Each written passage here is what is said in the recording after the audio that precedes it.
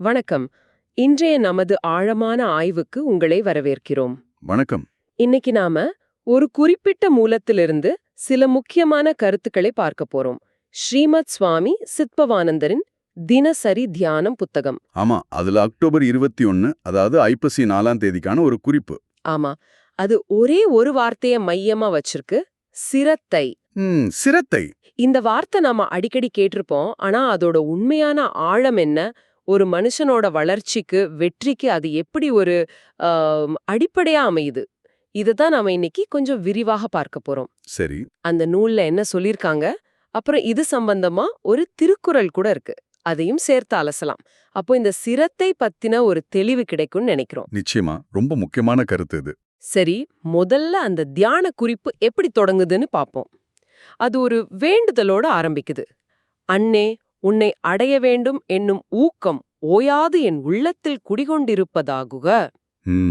இது கேக்குறதுக்கு பக்தி பாடல் வரி மாதிரி இருக்கு. ஆனா இதுல ஏதோ ஆழமான விஷயம் இருக்குன்னு தோணுது. சும்மா கடவுளை அடையணுங்கிறத தாண்டி ஒரு குறிக்கோளை நோக்கிய தீவிரமான விடாத ஒரு எண்ணம், அதை இது குறிக்குதா? கரெக்டா சொன்னீங்க. இது வெறும் பக்தி விஷயம் மட்டும் பார்க்க முடியாது. அன்னைங்கிறது இங்க ஒரு உயர்ந்த சக்தியா இருக்கலாம், இல்லைன்னா நாம அடைய நினைக்கிற எந்த ஒரு பெரிய லட்சியமா கூட இருக்கலாம். ஓஹோ. அந்த லட்சியத்தை அடையணுங்கிற ஊக்கம் அது ரொம்ப முக்கியம். அந்த ஆர்வம், அந்த உந்துதல், அதுவும் ஓயாது, அதாவது கண்டினியூஸா விடாம மனசுல இருக்கணுங்கிறது தான் இதோட சாரம். அப்போ சும்மா இலக்க வச்சுட்டு விட்டுறாம. ஆமா, அத நோக்கிய பயணத்துல ஒரு தீராத தாகத்தோட இருக்கணும்னு இது சொல்லுது. இதுதான் நாம அடுத்து பேச போற சிரத்தைக்கு ஒரு ஃபவுண்டேஷன் மாதிரி. அப்படியா? இந்த ஊக்கம்தான் சிரத்தோட ஆரம்பமா? சரி, அடுத்த வரியே விஷயத்துக்கு வருது.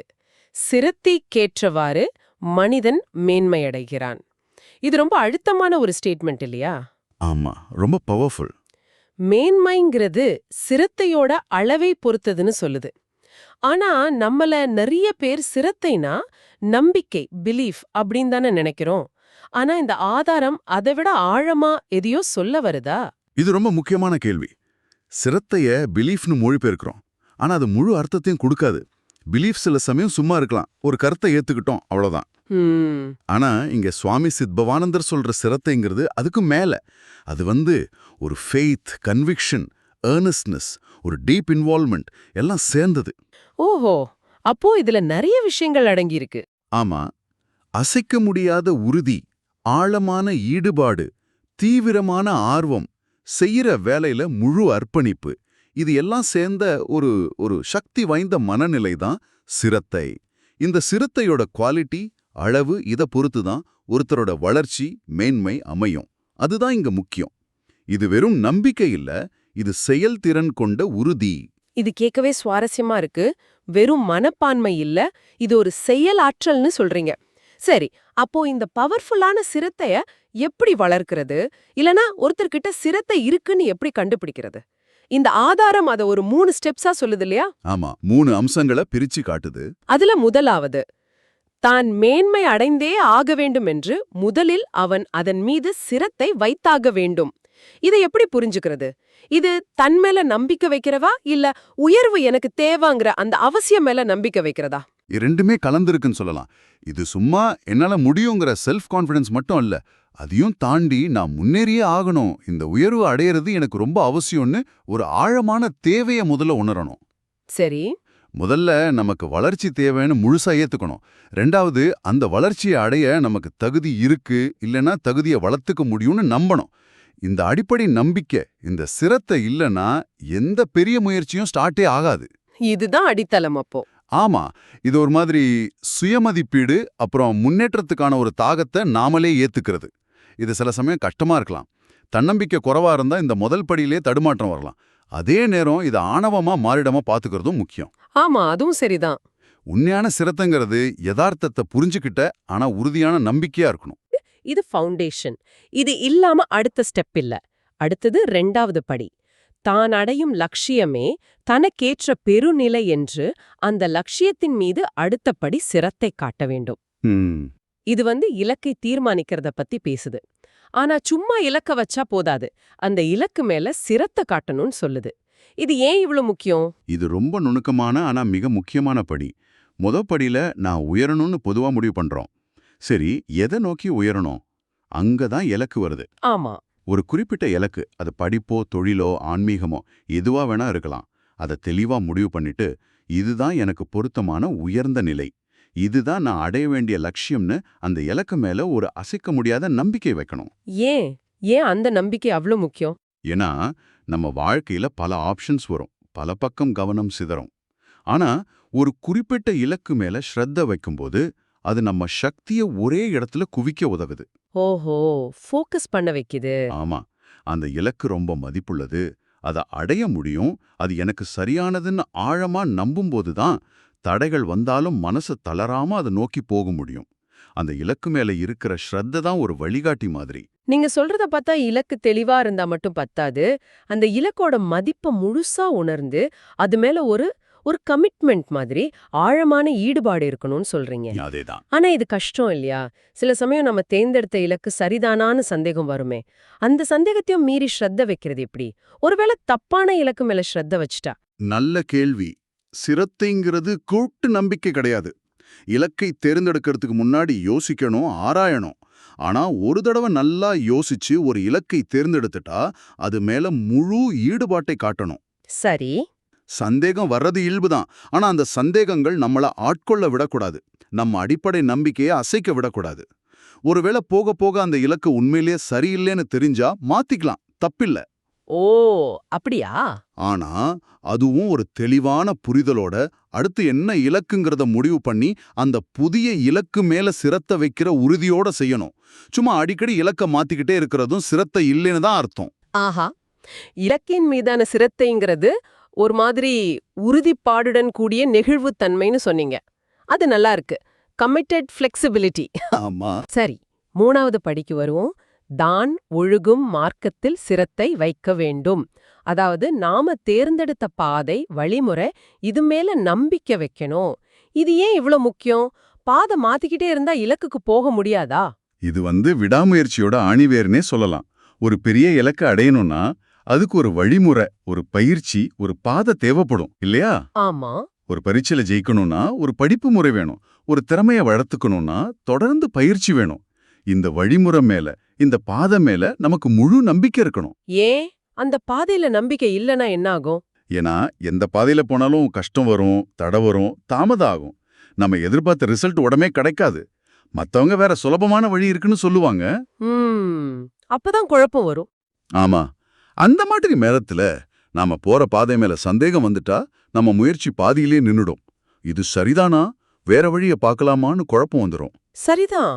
ஆனா நான் தேர்ந்தெடுத்த இந்த வழி சரி, இதுல தொடர்ந்து போனா நிச்சயம் பலன் கிடைக்கும்னு ஒரு சிரத்தை இருந்தாதான் கஷ்டமான நேரத்திலையும் தாக்கு பிடிச்சு தொடர்ந்து போக முடியும். அந்த பாதை மேல இருக்கிற சிரத்தை தான் நமக்கு மன உறுதியை கொடுக்குது, நிலைச்சு நிக்க வைக்குது. அப்போ இந்த 3மே, தன் உயர்வு, தன் தகுதி மேல சிரத்த, குறிப்பிட்ட இலக்கு மேல சிரத்த, அப்புறம் அந்த இலக்கடையும் பாதை மேல சிரத்த, இது 3ம் ஒன்னோட ஒன்னு சேர்ந்தது. கரெக்ட், பின்னி பிணைஞ்சது. ஒன்னு இல்லைன்னாலும் மற்றது முழுமையாகாது. ஒரு சங்கிலி மாதிரி, ஒரு கண்ணி வீக்கா இருந்தாலும் அருந்துடும் இல்லையா? ரொம்ப சரியான உதாரணம். இது ஒரு முழுமையான கட்டமைப்பு. தன் மேல நம்பிக்கை இல்லாம இலக்க வச்சு பிரயோஜனம் இல்ல. இலக்கே இல்லாம பாதையில போறதுல அர்த்தம் இல்ல. இலக்கும் பாதையும் தெளிவா தெரிஞ்சாலும் தன் மேல நம்பிக்கை இல்லைன்னா பயணத்தையே தொடங்க முடியாது. அதே மாதிரி தன் மேலையும் இலக்கு மேலையும் நம்பிக்கை இருந்து பாதை மேல சந்தேகம் வந்தா பாதியில நின்னுடுவோம். அதனால இந்த 3லயும் சிரத்தை கரெக்டா அமையும் போதுதான் அது உண்மையான சக்தியா மாறி மேன்மைக்கு வழிவகுக்கும். இந்த சிரத்தைங்கிற கருத்தை இன்னும் அழுத்தமா சொல்ல இங்க ஒரு திருக்குறளையும் சொல்றாங்க. ஆமா, குறள் 592. உள்ளம் உடைமை உடைமை, பொருளுடைமை நில்லாது நீங்கிவிடும். இது ரொம்ப பிரபலமான குறள். ஆமா. இதோட நேரடி அர்த்தம் மன உறுதி, ஊக்கம், இதுதான் உண்மையான சொத்து. மத்த பொருள், செல்வம்லாம் நிலையானது இல்ல, போயிடும் அப்படின்னு. இது நாம இப்ப பேசின சிரத்தோட எப்படி பொருந்தது? இது ஒரு அருமையான இணைப்பு. திருவள்ளுவர் இங்க உள்ளம் உடைமைன்னு சொல்றது மன உறுதி, ஊக்கம், திடமான எண்ணம். இதுதான் நாம இப்ப பேசிட்டு இருக்கிற சிரத்தோட சுத்தமான தமிழ் வடிவம் கூட சொல்லலாம். ஓ, பில்லாது நீங்கிவிடும். சரி. ஆனா ஒருத்தர்கிட்ட இருக்கிற மன உறுதி, விடாமுயற்சி, தன்னோட இலக்கு மேலையும் தன் மேலையும் வச்சிருக்கிற அசைக்க முடியாத நம்பிக்கை, அதாவது சிரத்தை, இதுதான் அவரோட உண்மையான நிரந்தரமான சொத்து, உடைமை. அப்போ இதுவா உண்மையான செல்வம். ஆமா, இந்த உள்ளத்துல இருக்கிற உறுதி இருந்தா இழந்த செல்வத்தை கூட திரும்ப சம்பாதிக்க முடியும். ஆனா இந்த உள்ள உறுதி இல்லைன்னா எவ்வளோ பெரிய சொத்து இருந்தாலும் அது பிரயோஜனம் இல்லை, நிலைக்கவும் செய்யாது. அதனால சுவாமி சித்பவானந்தர் சொல்ற சிரத்தையும் திருவள்ளுவர் சொல்ற உள்ளமுடைமையும் ஒண்ணுதான். உண்மையான மேன்மைக்கும் வெற்றிக்கும் அடிப்படை இந்த உள்ள சொத்துதான்னு இத அடிச்சு சொல்லுது. அப்படியானா இந்த ஆதாரம் நமக்கு சொல்ற முக்கியமான விஷயம் இதுதான். உண்மையான உயர்வுங்கிறது வெளியே இருக்கிற சூழ்நிலையோ பொருள் வசதியையோ மட்டும் சார்ந்ததில்ல. அது முழுக்க முழுக்க நம்ம உள்ள இருக்கிற சிரத்தைய பொறுத்தது. ஆமா, அதுவும் அந்த சிரத்தைக்கே 3 தூண்கள் இருக்கு. நம்ம உயர்வு, நம்ம தகுதி மேல நம்பிக்கை, அடைய நினைக்கிற இலக்கு மேல நம்பிக்கை, அப்புறம் அந்த இலக்க அடையிற வழிமுறை மேல நம்பிக்கை. இது கேட்கவே ரொம்ப சக்தி வாய்ந்ததா இருக்கு. நிச்சயமா. இப்போ நீங்க அதை கேட்டுக்கிட்டு இருக்கும்போது உங்க வாழ்க்கையில நீங்க செய்யற முயற்சிகளை, அது வேலையா இருக்கலாம், படிப்பா இருக்கலாம், குடும்ப பொறுப்பா இருக்கலாம், இல்ல ஒரு புது பழக்கத்தை வளர்க்கறதா இருக்கலாம், இந்த 3 விதமான சிரத்து கண்ணோட்டத்துல நீங்க எப்படி பாக்குறீங்கன்னு கொஞ்சம் யோசிச்சு பாருங்க. சுருக்கமா சொல்லணும்னா, சிரத்தைங்கிறது ஒரு குருட்டு நம்பிக்கை இல்ல, அது சோம்பேறித்தனமான ஆசையும் இல்ல. அது ஒரு விழிப்புணர்வோட இருக்கிற சக்தி வாய்ந்த பல அழுக்குகள் கொண்ட உறுதிப்பாடு. ம், உங்க திறமை மேல, உங்க இலக்கோட முக்கியத்துவம் மேல, நீங்க தேர்ந்தெடுத்த பாதையோட சரிதன்மை மேல நீங்க வைக்கிற ஆழமான அசைக்க முடியாத ஈடுபாடு. இந்த உள்ளார்ந்த குணம்தான் இந்த ஆதாரங்கள் காட்டுற மாதிரி தற்காலிக வெற்றிகளை தாண்டி நீடித்த மேன்மைக்கும் உண்மையான சாதனைக்கும் அடித்தளமா அமையுது. இது நம்ம குணத்தோட மையர்ச்சா மாறக்கூடிய ஒரு சக்தி. இன்னைக்கு நாம சுவாமி சித்பவானந்தரோட பார்வையிலையும் திருவள்ளுவரோட வாக்குலையும் சிரத்தைங்கிற ஒரு வார்த்தைக்குள்ள எவ்வளவு ஆழமான அர்த்தம் இருக்கு, அதோட முக்கியத்துவம் என்னன்னு பார்த்தோம். ஆமா, மேன்மை அடையணுங்கிற உந்துதல், அதுக்கேத்த இலக்க தீர்மானிக்கிறது, அந்த இலக்க அடையிற பாதையில முழு மனசோட அசைக்க முடியாத நம்பிக்கையோட போறது, இது 3 சேர்ந்ததுதான் உண்மையான நிலையான சொத்து.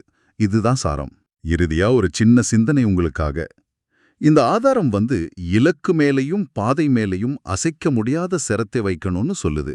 ஆனா நடைமுறை வாழ்க்கையில நாம எவ்வளவு உறுதியா இருந்தாலும் சில சமயம் தோல்வி வரும், தடங்கள் வரும், விமர்சனம் வரும், நமக்கே நம்ம மேல சந்தேகம் வரும் இல்லையா?